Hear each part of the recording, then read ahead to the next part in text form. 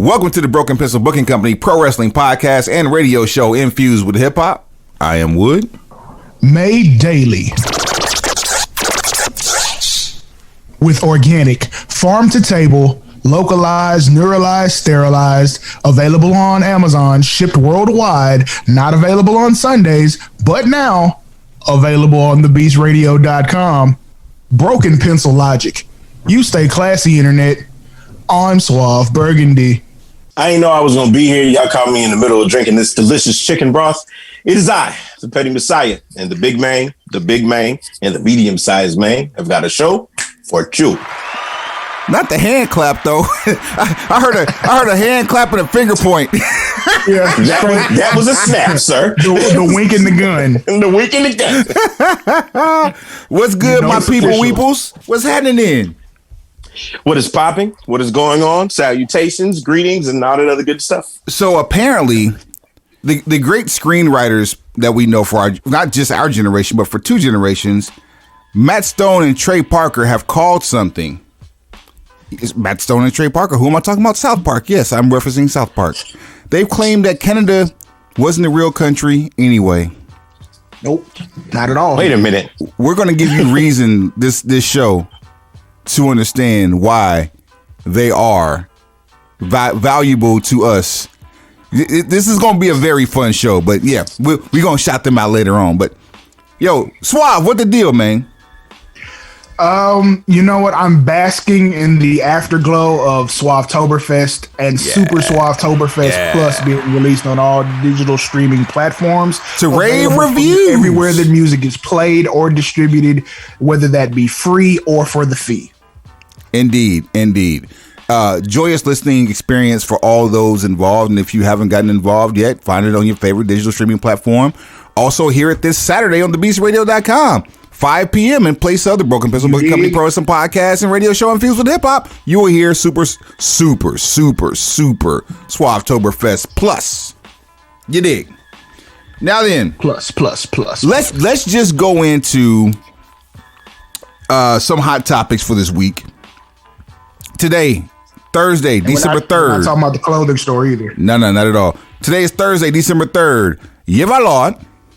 Yeah, my Lord. I say yeah, my Lord. Yeah, my Lord. 20 and 20. Amen. Hallelujah. What's up with this delay? Digital tech. We got to get over this COVID shit so we can get back to doing our regular 1-2 thing. You know what I'm saying? This is ridiculous. There's scholarship fund there. Alberto Del Rio. COVID, we hate you. Indeed. Alberto Del Rio was arrested back in May on alleged aggravated assault and kidnapping charges, facing life in prison if convicted. Alleged. And this could not be more further than alleged. As of December the 1st, 2020, headline reads, ex-WWE star Alberto Del Rio released of sexual assault charges. Well? Yeah. Well? We're going to keep it 1,000.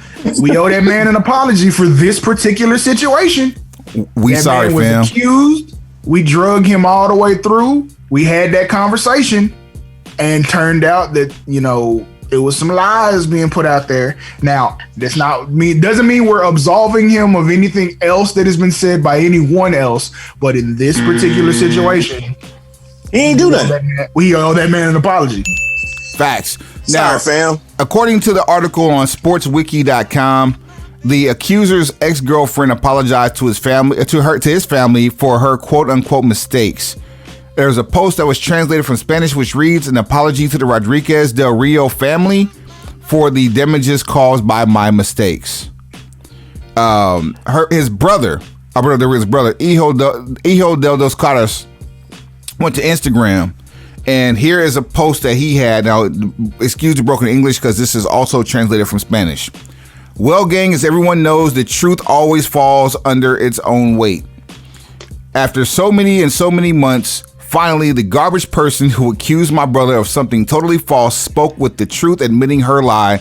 And although she apologized in such a mean way after all, that she calls my brother already my family, both personally and professionally, I hope it serves so that those people who destroyed my carnal, or my carnal, open their eyes, and so that those people who supported him and do not turn their back on him do justice, because in the end, he, like many other celebrities, was a victim of an advantageous and greedy person, like so many who abuse the reflectors and try to profit at the cost of whatever.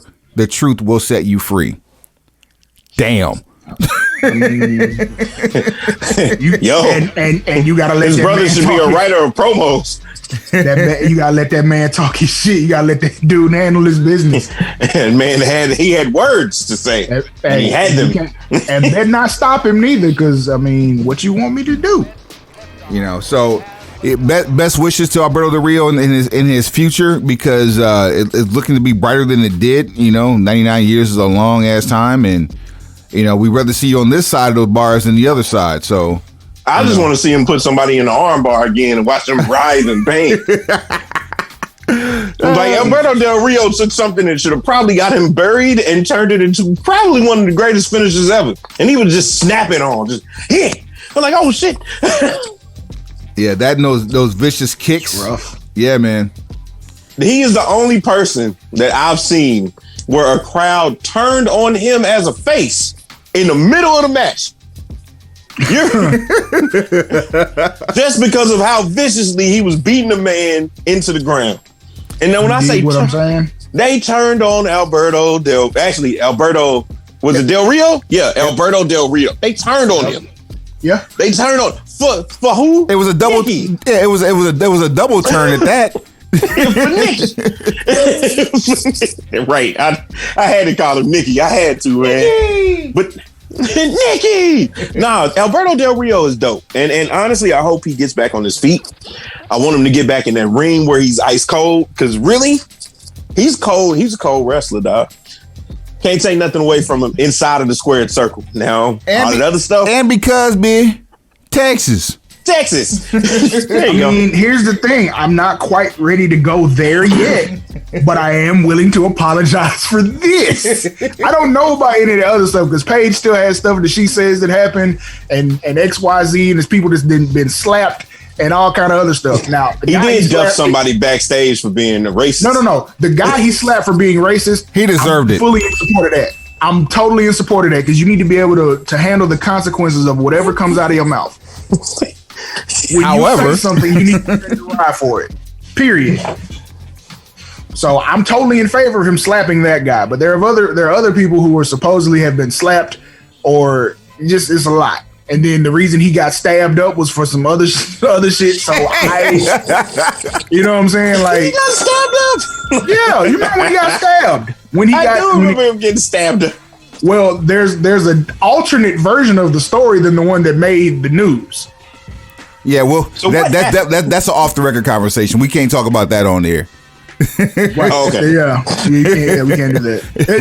That would make us liable. All right, well, moving on. And very irresponsible. All right, so on the flip side, before we get too involved, hit them with the hashtags. We got Broken Pencil Logic, Mark My Words, With the Shit, Folk Life Shorty, Fuck the Casual Fan, and You Can't Write This. Those are our hashtags. You know what I'm saying? That show at brokenpencilbc.com, brokenpencilbc@gmail.com, and that's at brokenpencilbc on what? Everything. Yeah.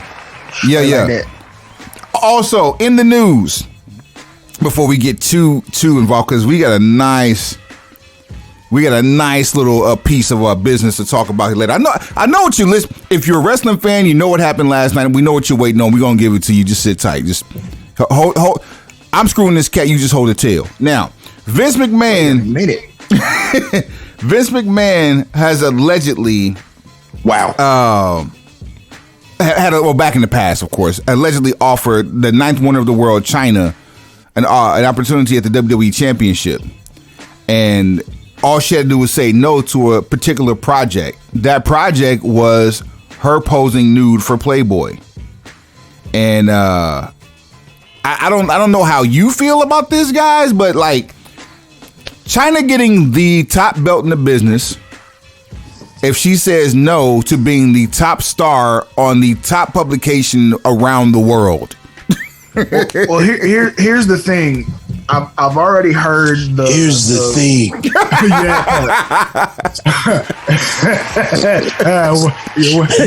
Well played, sir. I've already heard a pretty reasonable explanation that makes all of this complete fluff. Like none of this makes sense. One, because of the timeline involved. Two, because the list of champions that were actually champion during the time frame that this supposedly took place, and just some inside baseball about everything. So the time frame in question. The time frame in question is in terms of when she posed for Playboy. It was in 2000 when she was with WWE, and again in 2002 after she left WWE. Okay, so this would have been the first time. So the first time is what, 99? The first time she posed 2000. First time she posed for Playboy was in 2000. All right, okay. So that's 2000. Who's champ at this point in time?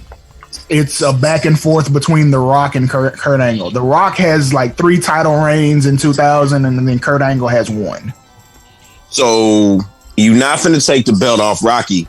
You might let her pin Kurt, maybe. Nah. Not at that time. Isn't she already Intercontinental Champion at that point? That happened right when Jeff Jarrett left, because she beat Jarrett. Jarrett said, "Okay, if you're gonna beat me on TV with her, then I need I think it was like 125 racks." Really? So he got paid off because he was at the end of his contract, and in order for him to drop the title, he wanted a lump sum of money. And then I think because Jim Ross has told this story before. Here your list. I'm sorry. Here are your list of champions going back to November 14th of '99. Big Show, Triple H in January of 2000. The Rock at April of 2000. Triple H again in May of 2000. The Rock in June of 2000. Kurt Angle in October, and then he held it until The Rock took it back from him again in February of 2001. So those are your champions for the year 2000. Okay, cool. What did Jim Ross say? Because I want to hear this story. I haven't heard the story. So Jarrett's at the end of his contract. He's going to leave and go to WCW. He's still the Intercontinental Champion. So they want him to put China over on his way out. Technically, him making this date for that pay-per-view for the Good Housekeeping match was almost like a favor. He's like doing right. He doesn't necessarily have to be there, or because his contract is probably already out like the day before. It's expired. Yeah. It's one of those CM Punk things, like it's expired or all his dates are used up, whatever the case may be. So he says at one point, it's one number he pulls out of the sky. I want, $100,000 or $150,000 to drop the title to her, because basically because he's old school wrestling, he's looking at, I'm doing a job on pay-per-view on my way out to a woman. This that I don't have to do. This could ruin me. So he gave one number at one part of the day. Came back, and they came back to him later and was like, you know what? I've thought about it. And then he doubled it. And they still did it? Oh yeah. They didn't have a choice. It was either that or go to WCW with the Intercontinental belt. Jeff Jarrett is a genius. He's done other things that may be questionable, but that right there, gangster. Oh no, that's a hustler move, and that's not the first time he's walked out on WWE either. Because there's the famous story of the In Your House in '95 where Shawn Michaels wins the Intercontinental Championship from Jeff Jarrett. Mm-hmm. Jeff Jarrett and the Roadie, aka Road Dogg, are supposed to split right after that. Right. They both leave, don't do the angle, and just leave the company. Like that's Jarrett. He's on his way. Yeah, straight up. He just walked out. And mind you, we're talking about two families that have a huge connection. An understatement. A storied lineage in the wrestling industry: the Armstrongs and the Jarretts. So you're trying to tell people who have literally created territories that rivaled each other, you can safely say these two were childhood friends. Oh yeah, more than likely childhood friends, and you trying to make them do something that they don't have to do in the 90s. They can go home. Look, and not even the hard, I don't know what I'm going to do when I get here. I'm going home. Yeah, like your dad's still running shows in Memphis. You can get money. I ain't go, hey, Pop, I'm going to be at the house on Tuesday, man. Just tell me this is 95, not 2005. It's completely different. This ain't 90-day compete clause. This is I will be on TV tomorrow, fam. I was like, yeah, now that I think, because I want to say that's how Jarrett ended up in WCW. So like this might be the last of the Mohicans with the no compete clause. Right. I mean, it should be told. I think that's going to 9 months. It's like what's the first episode of Monday Night Raw? I mean, not Monday Night Raw, Nitro, where Luger shows up. That was in 95. Yeah, but what's the date? Oh, the date? Let me pull it. Now we started this talking about China. So, and Wood brought up who was champion during that time frame. Right. September 4th, 95. I'm sorry. September 4th, 95, Labor Day. Go ahead. September 4th, 95. Okay. Side note, while Patty's giving us this knowledge, when did Shawn Michaels beat Jeff Jarrett for the Intercontinental title in 95? Let's see here. Probably around the same time. Yeah, it's gonna be close. It's gonna be close. It's gonna be close. I promise. In your house too? August the 6th. Was that type of shit? It's gonna be real close. You talking about in your house too? Was it in your house? Has to be. I know it's in your house, so it's probably 2. Yeah, so that was July 23rd, 95. 6 weeks before. You see? So he's the first. When he walked out, he went to WCW. He just didn't end up debuting. He might have went back to Memphis for a little bit. So the roadie ends up staying and going back to WWF, but Jarrett ends up as a member of the Four Horsemen in WCW not long after that. That's not a bad spot to walk into. I mean, it's not. It's just no one welcomes you. No one appreciates Jeff Jarrett as a horseman. Benefited greatly from being a horseman. I mean, think about it. You'll name Barry Windham and Lex Luger. I mean, Barry Windham deservedly so, but you'll name Barry Windham and Lex Luger long before you'll name Jeff Jarrett as one of your favorite. Hell, you'll name Dean Malenko before you'll name Jeff Jarrett as one of your favorite horsemen. I didn't even realize Jeff Jarrett was a horseman. We're having this conversation today. Yep. You're never paid attention to, because the thing is, I never liked Jeff Jarrett. I didn't start like having a respect for Jeff Jarrett until I went back and was like, yo, this is you. Wow, I didn't know this about you, man. How do we go from talking about China to having a screw Jeff Jarrett moment? Because we absolutely know the story about China is garbage. Yeah. Look, Vince wasn't never gonna get. Look, see, he wasn't gonna pull a full Tessa Blanchard in 2000. Now, anyway, we hadn't gotten progressive enough for that to happen. We were lucky that we got her as the Intercontinental Championship, which was great because she actually would come out there and wrestle, and everybody loved it. Everybody felt good about it. But when you start looking at the back end of it, you start going like, I don't think that was the chick to go with. Even though, from a physical standpoint. I mean, she was taller than a lot of the dudes they had on the roster at that point. You're biggest facts told there. You know what I'm saying? And even when you put her in heels, how she was wrestling, like she could actually come out there and pick dudes up and throw them around. It just depends on who would have worked with her. But I don't see her as the champion at that point in time. You know what I mean? Not then. Not with the way the climate was in the Attitude Era. Nah, she ain't gonna be the champion. I mean, there's just too many things that seem to work as a contradiction to this idea that she was going to be champion. I think it would have been a cool idea, but you got to think about that's 20 years ago.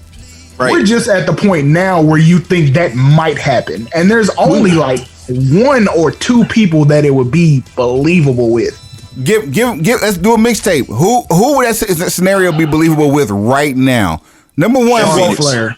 Okay, Charlotte Flair. I'll take her. I wasn't going to go with her with number 1, but along the lines of the horsemen and horsewomen, I would say Tessa Blanchard.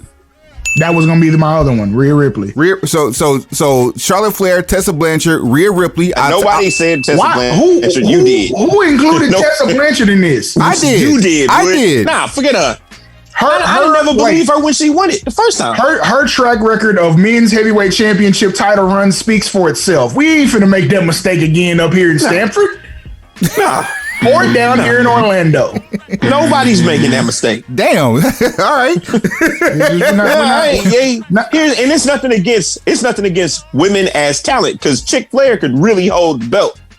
I believe Chick Flair can find a way to win. 1, off of the fortitude of her pops. 2, because she can actually wrestle. That part. and she can probably out wrestle a great deal of the dudes that's on the roster right now. That part. You know what I mean? So, and Rhea is pretty much Chick Flair. Just younger. Australian Chick Flair. You know what I'm saying? So, and if I had to just dig somebody, let Nia get in there. I put Nia at 3. I like that. I like that only because I know what your motive is. Yeah, you have ulterior motive, but other than that, I'm not finna tell this lie. Like, I really want Nia to hurt people. Like, hey, on the real though, give it a year. Jade Cargill. No. She looks great. The mic skills aren't there yet. No, I said give it a year. As a world champion, I didn't say right now. You gotta be able to be good on the mic, and you gotta be able to be decent in the ring. I mean, if you're a heel champ, you got to be able to take punishment. Nia's big enough to take punishment and big enough to dole it out. Chick Flair is big enough to take punishment and big enough to dole it out. Rhea is big enough to take punishment and big enough to dole it out. I don't think you're gonna have a string of title defenses. Nope. It's gonna be a lot of cheating to win. It's gonna be a lot of faking and shaking. There has to be a contingency plan in place. I do not see any woman on this list, let alone just anybody else we add to it. She gonna have to have a bad J&J security situation. You're not finna come out and make title defenses like Brock Lesnar. It's not finna happen. You're not finna be Hey, the God MC is not finna walk with you out to this ring. It's only so many Leon. With you. It's only so many Leon Ruffs and Drake Mavericks you can send out there. Like you're not gonna be able to go over Drew 3 and 4 times a month. It's not. Drew is gonna lose it one night, and he's going to kick you into the middle of next week, man. Nah, you're gonna have somebody like Randy who ain't gonna lose it in the ring, gonna lose it backstage. I'm not doing it. Find somebody else. I'm not doing the job for him. I'll RKO her and take the DQ, but what I'm not gonna do is get pinned clean in the middle of that ring. These people are vain enough to where they're like, you know what? All right, keep playing with me if you want to. I'm not doing it. Randy Orton is all elite. You fire me. Oh, that'll never happen. After what he burned Carl on his social media, he'll be in Japan before that happens. I'll take Randy Orton as NJPW. I'll take it. At this rate, Randy is a lifer in the E. Like he's about to burn every bridge haphazardly because of what he did to Khan on Twitter. Yeah, so shit. You will never see the tweet that Randy Orton's making an impact.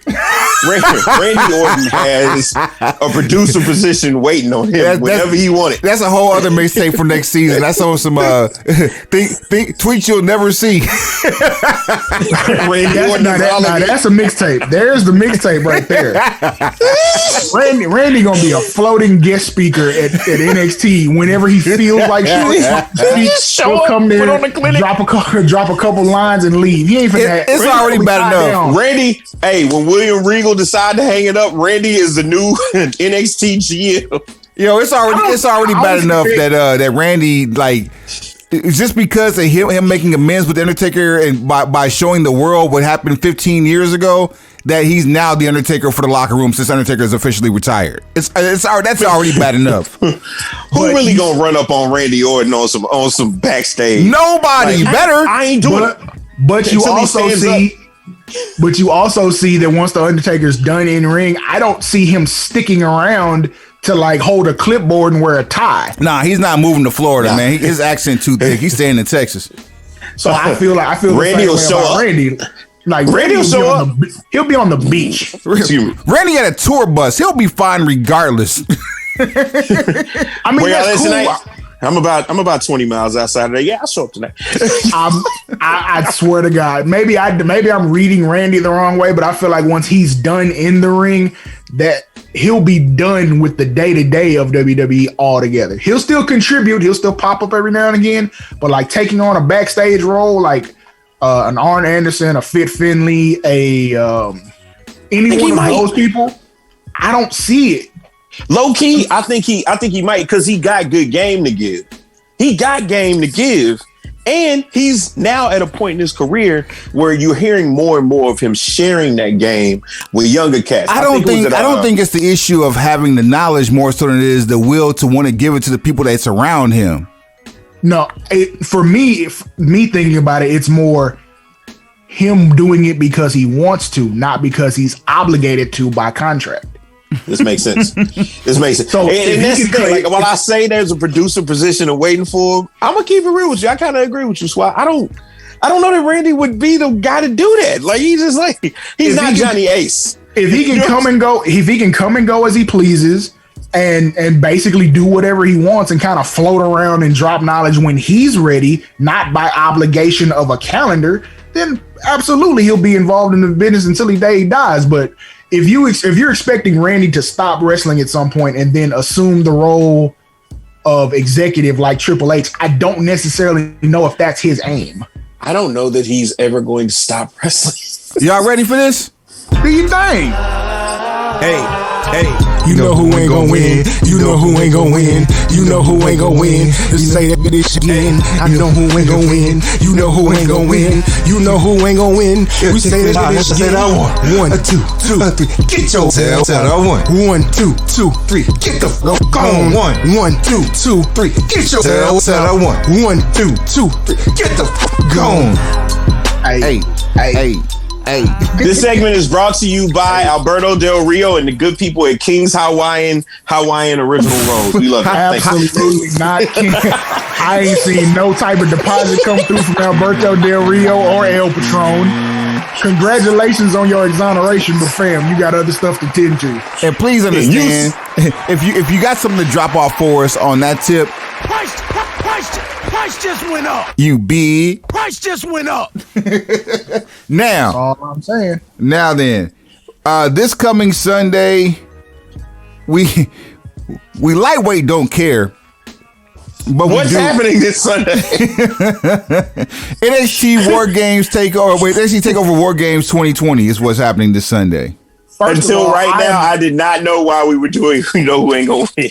First of all, I am against NXT pay-per-views on Sundays. They need to go back to Saturdays where they were. When it makes sense. It doesn't just make sense. There was a flavor to having that pay-per-view on the Saturday, on the late Saturday evening, early Saturday night. There's a flavor to it. You don't let AEW just close out the market on Saturday pay-per-views. Like, what are we doing? I thought we was at war. I thought we were fighting. I thought we had a superior product. Guess we was wrong. It's superior. So let's run down this card here real quick. For the NXT North American Championship, a triple threat match. Your champion, Leon Ruff, takes on Johnny Gargano and Damian Priest. Petty, please tell us who ain't gonna win. Leon Ruff. Leon going over. Watch. I wanted not to. I hate to give you the buzzer, and I'm laughing because I want to say that, but I'm with Suave, man. I think Leon's going over. Look, there's no reason why Punishment Martinez shouldn't walk out of here as champion. There's every reason why, because he's been the foil that's held Johnny Gargano back since Leon Ruff has got the title. There's absolutely no reason to give it back to Gargano, and even though Priest needs it, Priest is going to be the reason why he don't get it. Priest needs it. Priest is the best talent involved in this match, period. He should be the champion, but because we're in a state of flux where we're just doing silly stuff and doing comedy angles, it's going to be Leon Ruff. You put an L where it didn't belong, Suave, but I'll let you have it for the sake of editing. I literally understand. I put a who in the what? An L where it didn't belong. You said a state of flux. Take that L out. Man, I ain't putting nothing else in the scholarship fund until later on. The crux of why I say Leon Ruff won't win is I don't know how long Triple H and company are going to run with the idea of a North American champion not being a real viable contender for the belt. Well, WWE has never had the work rate champion be the next in line. Like, typically it makes sure the number one contender. Like the US belt back in the NWA days was the number one contender for the world belt. but you never saw them go head up while the U.S. champion was the champion, with the exception of Booker T and Scott Steiner, in which Booker T left Nitro with both belts. That's another conversation. But keep it 1,000 though. Is the North American title actually the work rate belt of that brand? Because no, they all are. No, exactly. But for the longest, the NXT heavyweight champion, or just the NXT champion, because they're not all heavyweights, but the NXT champion would have the best match on the show almost every time. Yeah, every single time, regardless of positioning. You're right. So because of that, I feel like creatively they might be willing to experiment more with the secondary title because the workhorse is already going to be champion. Oh, but who is champ right now?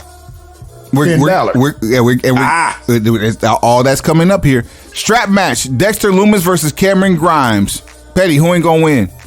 Cameron Grimes. I agree with that. Not only do I agree with that, I say this match is only gonna last about 5 minutes. Dexter Lumis is gonna actually mass murder someone on live TV. I think Dexter Lumis is actually going to strap Cameron Grimes across the face. He's going to assassinate this man with a leather strap.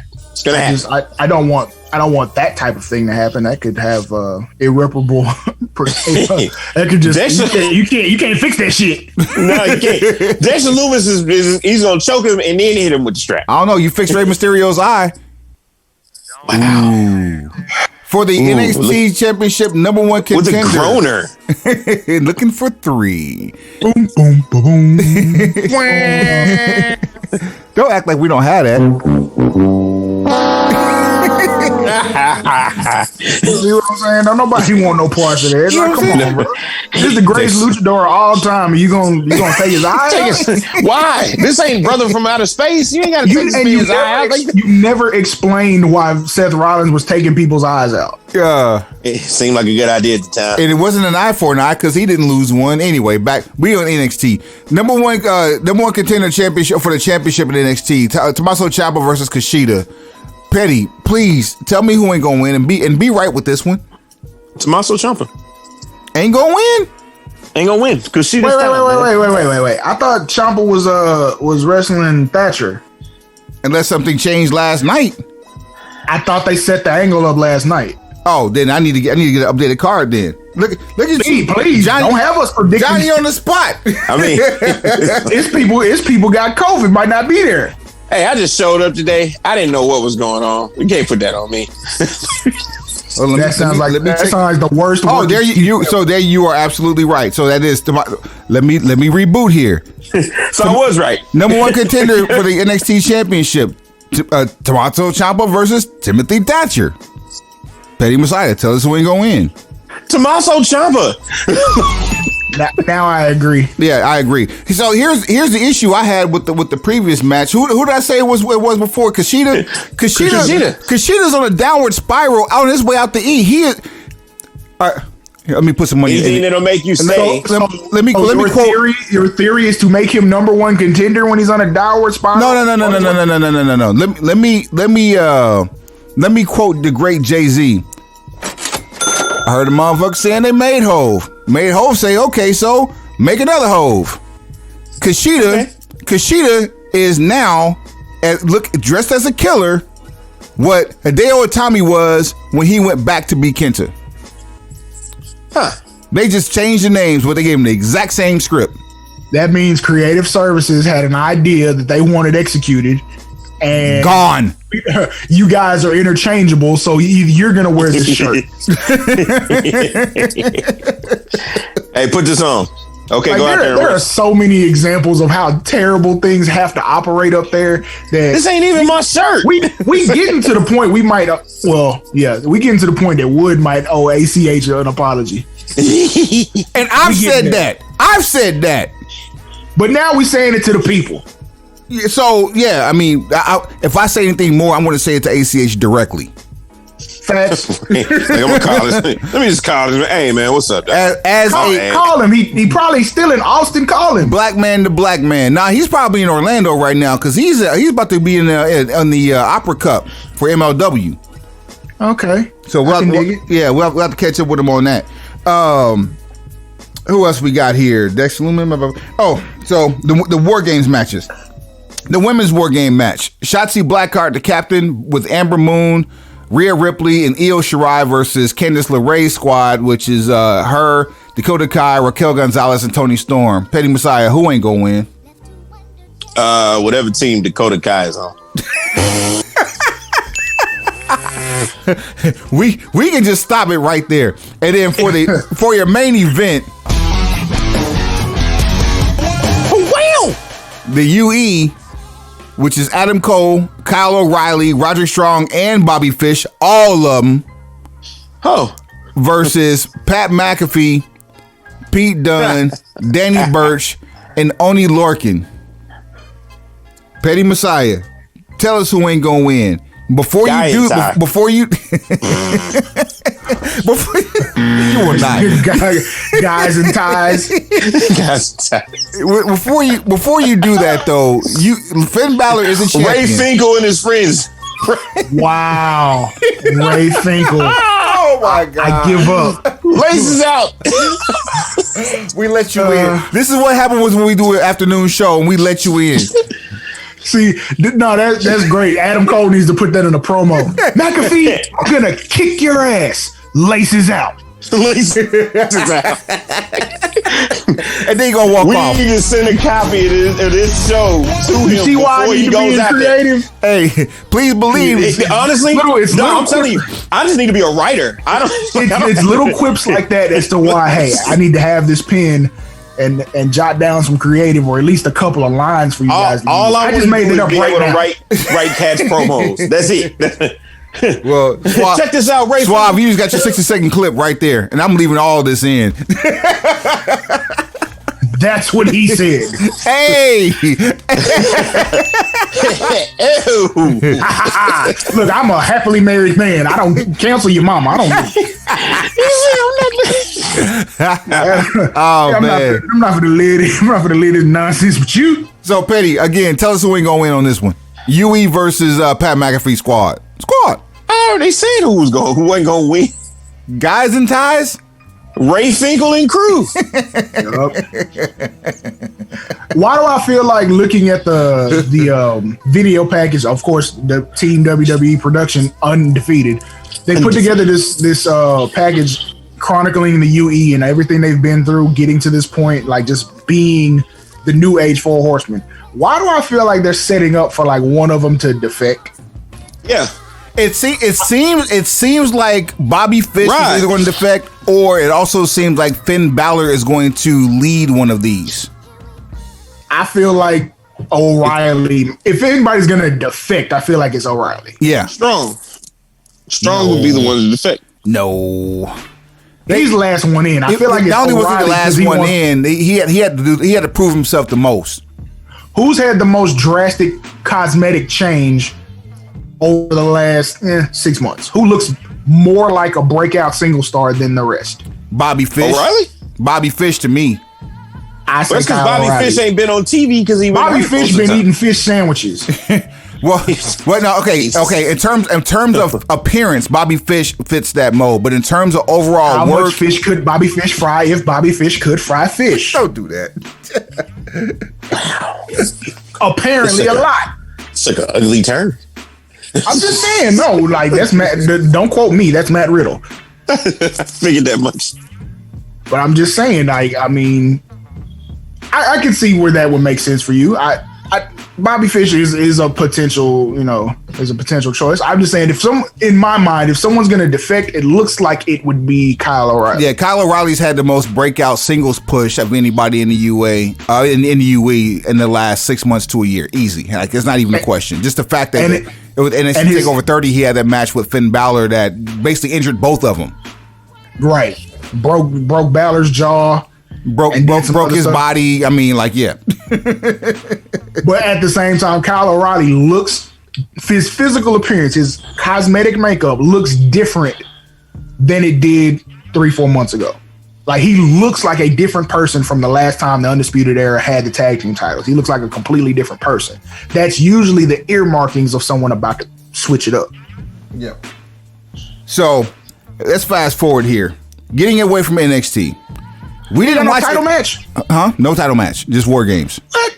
Get out of here. This is another. I guess Balor might still be hurt. Honestly, I mean, you gotta let the jaw heal. Yeah, that's not something that They both tried to kill each other. I mean, because you can either fall into it, you can get thrown into something or get like a straight punch. Either way, like those are things that's going to all hurt that contraption that's now in his mandible. So yeah, he needs to heal.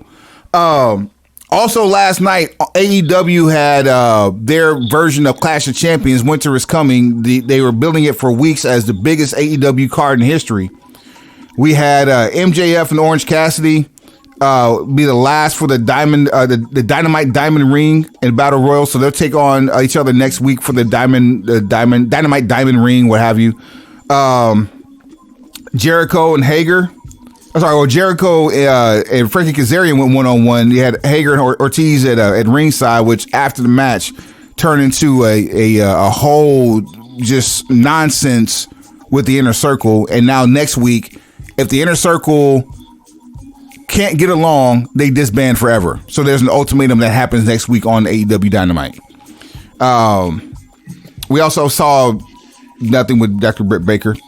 So what is it about these AEW stipulations that every time they make a decision, it's like forever? Like, do they have some obsession with the Sandlot? Yeah, forever. Like Cody can't challenge for the AEW title forever. The Young Bucks can never challenge for the tag titles forever. If we don't come get on the same page, the Inner Circle is going to break up forever. I don't. What is this about? I don't know. Forever? It'd be different if somebody were actually leaving or had an option to leave the organization, but no one's left yet. So I don't want to see this stipulation ever again. Forever. Two huge things coming out of last night. Pause. Darby Allin and Cody Rhodes defeated Team Taz, which was represented by Ricky Starks and Powerhouse Hobbs. After the match, we saw Absolute Ricky Starks and Powerhouse Hobbs be joined by the Wellness Monster? What's my man? Brian Cage. Jesus. Swolverine. We were talking about mandibles and Swolverine.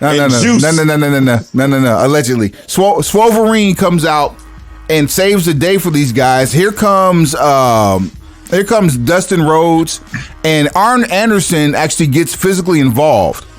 As Powerhouse Hobbs is about to hit Cody Rhodes in the face with the FTW Championship. In the face. Lights go dark.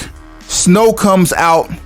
Here comes a black trench coat, white face paint with black streaks. Yes, ladies and gentlemen, we're talking about the man called Sting.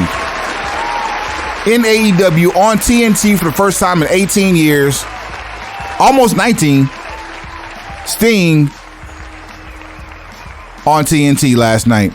Fellas, your thoughts on Sting popping up on TV again, post WWE?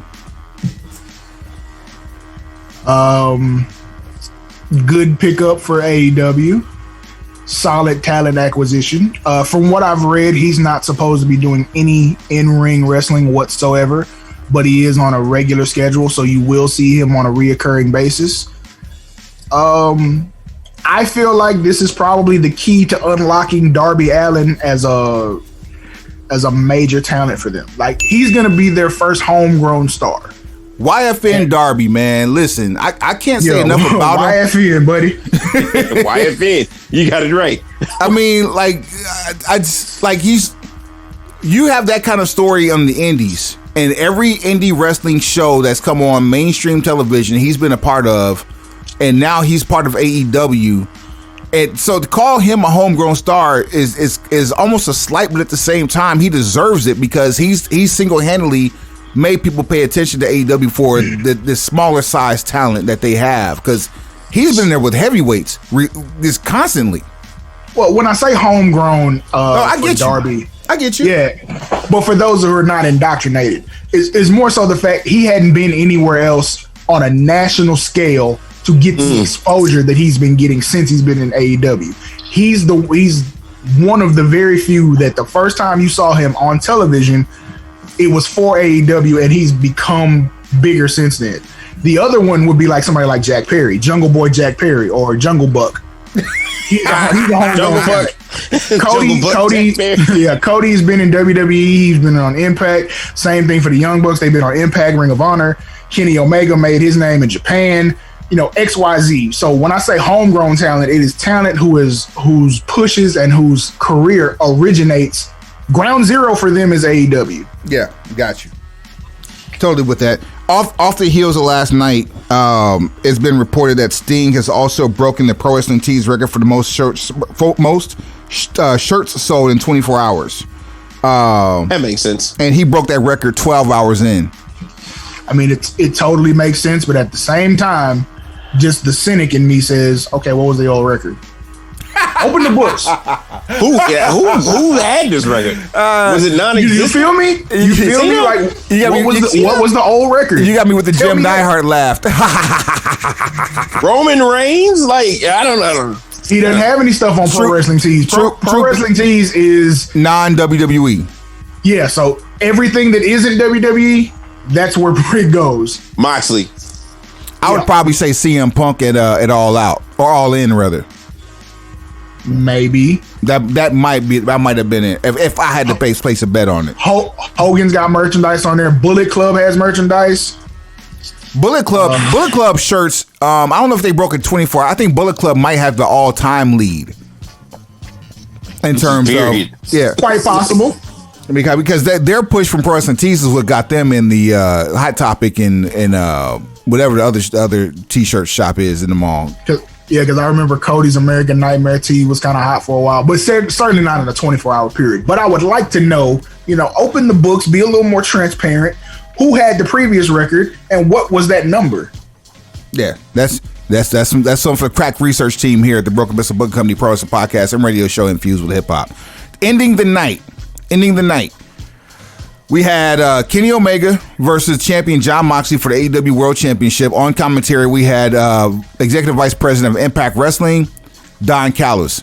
We mentioned him about 4 weeks ago at the pay-per-view Full Gear, and we also toyed with the idea of a talent swap. We also made mention of the idea of possibly getting more of Orlando involved with Jacksonville to a degree, and we have a new AEW World Champion in Kenny Omega. Kenny Omega is now the third AEW champion ever. And they run off to a black SUV. And the last words you hear from Don Callis is, "We'll see you on Tuesday on Impact on Access TV." Marvez says, "No, we're on Wednesdays." Impact on Access. You'll see me at Impact. The AEW World Heavyweight Champion Kenny Omega will be on Access TV next Tuesday on Impact with that belt. This is something that we've never thought we would ever say or hear, but these are things that we've toyed around with here at the BPBC. True. This is the most interesting shit they've done. Go ahead and put some money in the scholarship fund. Yeah, this is the most interesting thing they've done. I'm going to give you a few of those. And I'm also going to hit you with maybe one of these. Price just went up. And you go. Absolutely. And the reason you're hitting us with that price just went up, for the longest on this program, the Broken Pencil Booking Company Pro Wrestling Podcast and radio show infused with hip hop, available on all of your digital streaming platforms at Broken Pencil BC on everything. We have been telling you, suggesting to you, dropping little bits of knowledge and hints that the way for AEW and all of these non-WWE entities to survive, thrive, and potentially become greater than what they are is to unify. Work together. You have to reestablish the territory system. Here it is. Vince was the Thanos of the territory wrestling system. In 2020 and beyond, the reformation of a territory style system, considering how wrestling is distributed in 2020, that can be the end of well, I don't want to say the end of Thanos, but that could be the end game. So right now we have WWE, which also holds Evolve, which also holds NXT UK, which also holds what's the other UK organization? Is it? That's not ICW. There's there's something over in the UK. I forgot what it was. There's also NXT. Progress. Thank you. On this side of the coin, though, anything that's not WWE related, you're gonna have AEW, right? Impact, MLW, ROH, and we've toyed around with this. And we didn't think about it. We also missed this segment about 6 episodes back, but we'll talk about it briefly here. There have been a lot of New Japan name drops in the last few weeks, especially last night. And New Japan has just altered their leadership. And New Japan, which has altered their leadership. The top is gone. And that the person who was the biggest roadblock and the possibility of AEW doing business with New Japan and a talent swap is the person who's no longer in power at New Japan. Yes, they have they kicked out their old president, who was really one of the main factors in blocking an AEW in New Japan relationship. He's gone. So I mean, there are possibilities of dream matches beyond compare.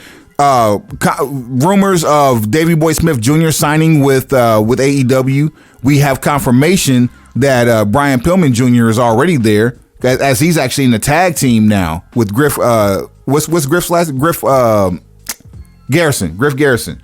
ROH has Final Battle coming up, in which you have EC3 taking on what's my man from them boys, the Briscoe. Which Briscoe? Jay or Mark? Jay. Yes. So I mean, like, you have these are the types of things that we can actually see on AEW TV. Brody King and Shane Taylor, they tied it up. So Jay Lethal could possibly end up on AEW television. Mike enter promotional nonsense. I want all of it. I'm here for this. Mike Bennett is back in ROH. He could show up on AEW television.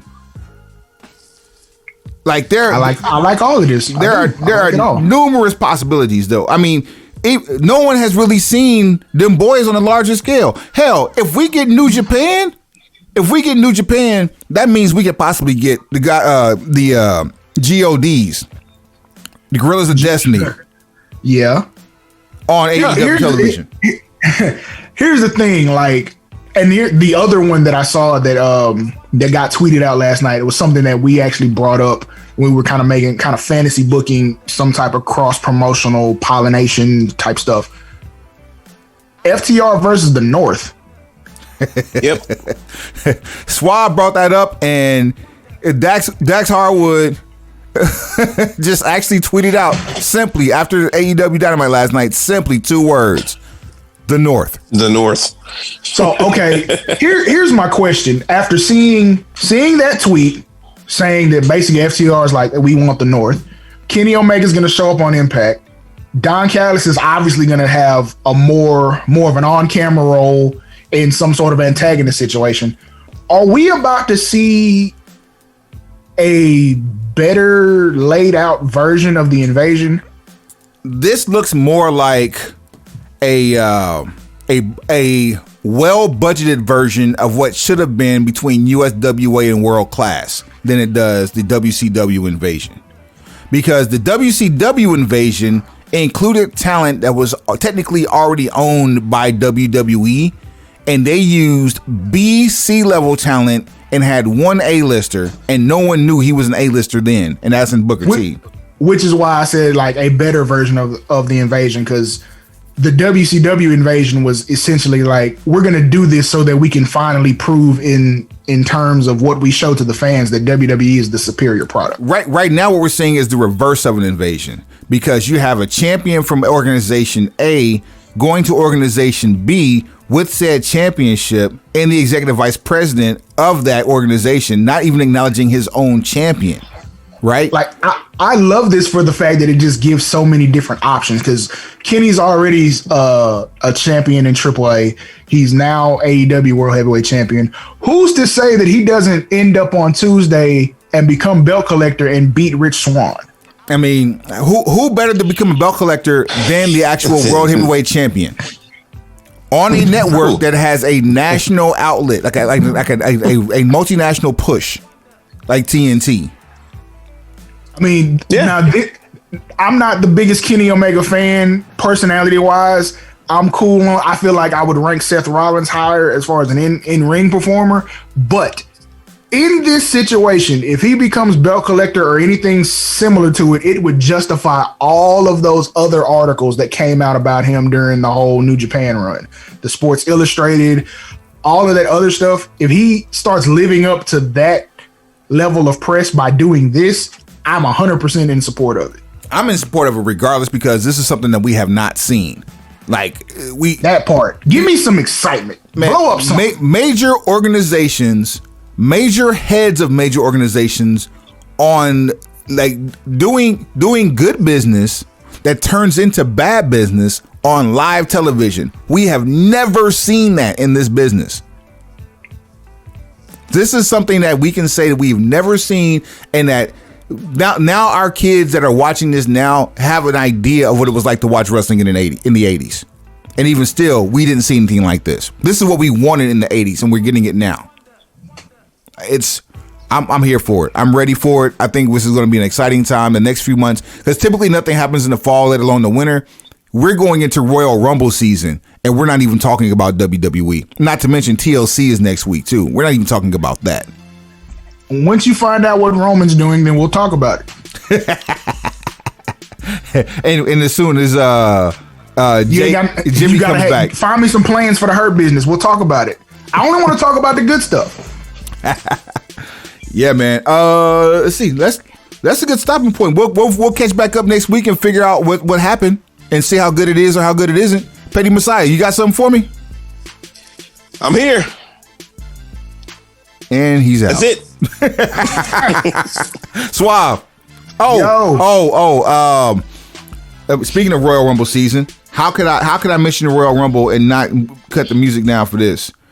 The creator of the Royal Rumble, the very first Intercontinental Champion, who won the belt at Phantom Tournament in Rio de Janeiro, Brazil, Pat Patterson has passed away at the age of 79. We'd like to send our condolences to his friends and family, and we'll end out with a 10-bell salute in honor of the late great Pat Patterson. One of the sharper minds in the business over the years, and definitely someone that has put his stamp on WWE over the last 40 years. So, rest in peace, Pat Patterson. Suave, take us to the house. Suavetoberfest 2, Super Suavetoberfest Plus, all DSPs. Suave4mayor.com. Suave4mayor.com. The number 4, not the word 4. Pencil pushers. Heads up. Pencils down. The Broken Pencil Booking Company, a pro wrestling podcast infused with hip-hop. Available on all streaming platforms, including thebeastradio.com.